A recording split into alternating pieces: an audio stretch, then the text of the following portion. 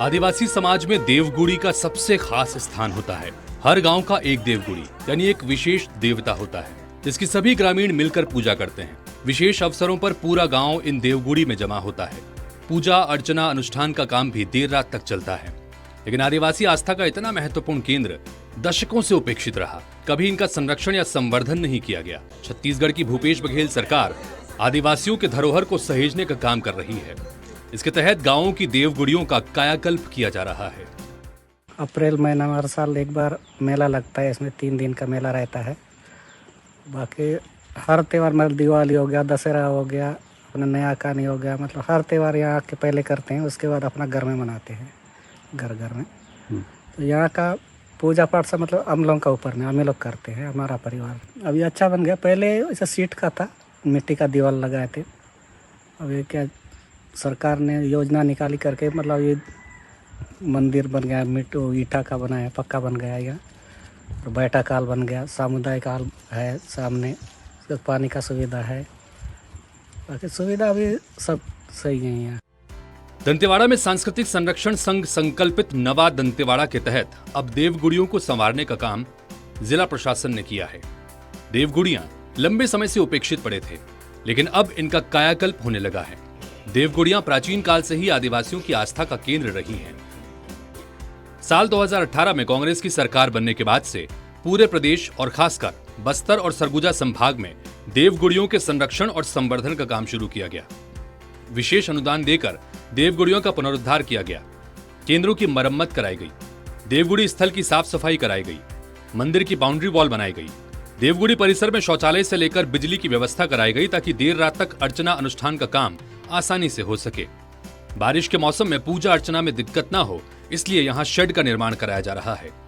इसके अलावा मवेशियों और जंगली जानवरों से देवगुड़ी स्थल को बचाने के लिए चेन लिंक फेंसिंग भी कराई जा रही है।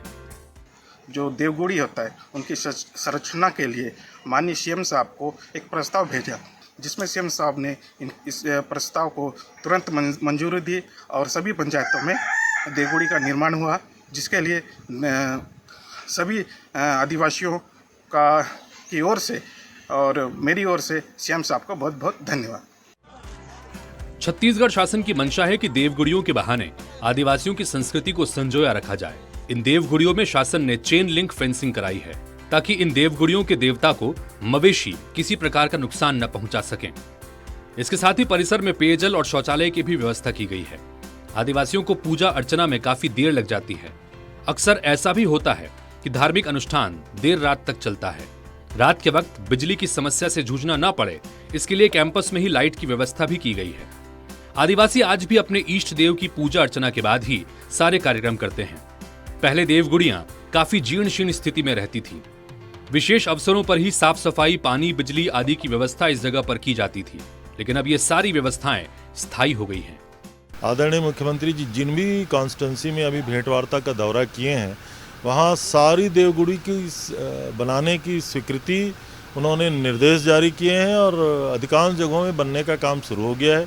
तो माननीय मुख्यमंत्री जी ने जो निर्देश दिए कि इन सारे जो हमारे जो देवगुड़ी हैं, क्योंकि ये ट्राइबल संस्कृति का अनिवार्य हिस्सा है और आस्था का केंद्र भी है, तो इसे डेवलप किए जाने की आवश्यकता थी। इसी के तर्ज पर पूरे जिले भर में जहाँ जहाँ जो देवगुड़ियाँ थी, खासकर हर ग्राम पंचायत के पीछे कम से कम एक देवगुड़ी, इसको एक प्लान्ड वे में डेवलप किया गया है, जिसमें एक जो है आपका शेड निर्माण से लेके, वृक्षारोपण से लेके, गेट निर्माण से लेके और पानी की सुविधा से लेके, इस तरह की जो जहाँ जहाँ पर आवश्यकताएं हमको लगी हैं वहाँ पर वो सारी व्यवस्थाएं की गई है।